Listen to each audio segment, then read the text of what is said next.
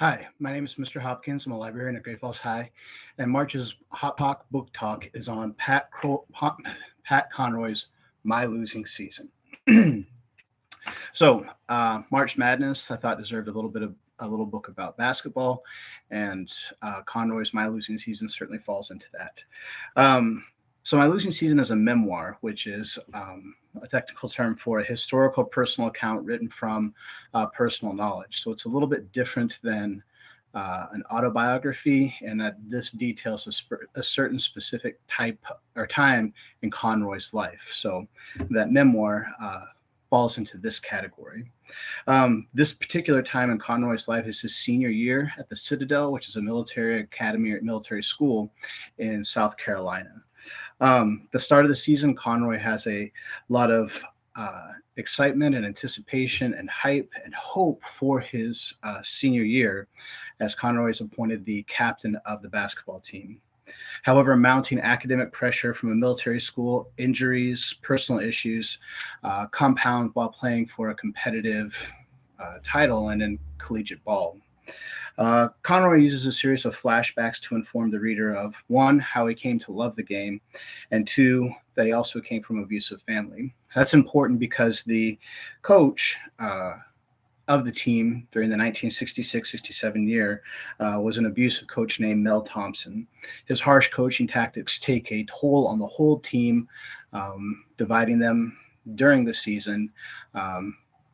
But ultimately, Conroy keeps his focus and his love for the game, and that's what comes out at the end of the book. So, a few details like I usually give for the books. The book itself, Pat Conroy's My Losing Season, is 400 pages, a Lexile level of 1,100, which is appropriate for freshmen to senior readers. Content-wise, is probably the same, appropriate for freshmen to seniors. It's going to have that quote-unquote locker room language, so it is explicit. There's also domestic violence issues dealing with Conroy's parents.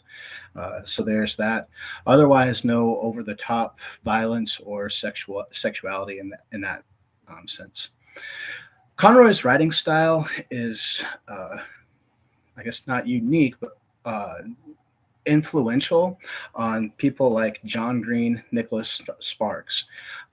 If you're familiar with that, or if you're not familiar, you know what I guess if you're not familiar, that's making sense. But if you're familiar with those two types, you know that there's heartbreak followed by a happy ending, which the best word I can describe for that is bittersweet.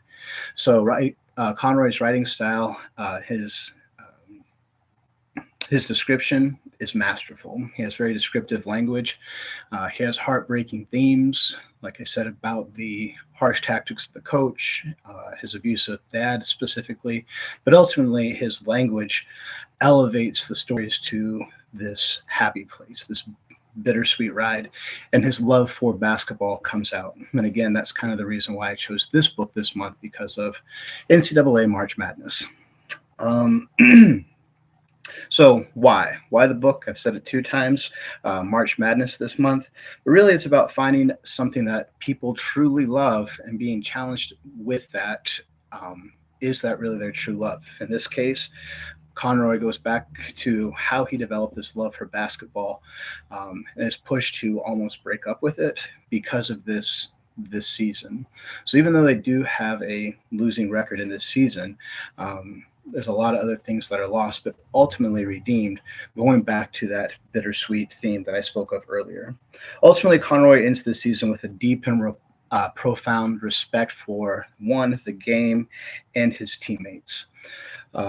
Which brings me to another theme that I come back to throughout these books and these hot talks are empathy. And I think there's a lot of things that we can empathize that at one point in most of our lives we're challenged with loving a relationship, whether that's with a person, a job, a game, challenge to, do we really have that fire for that?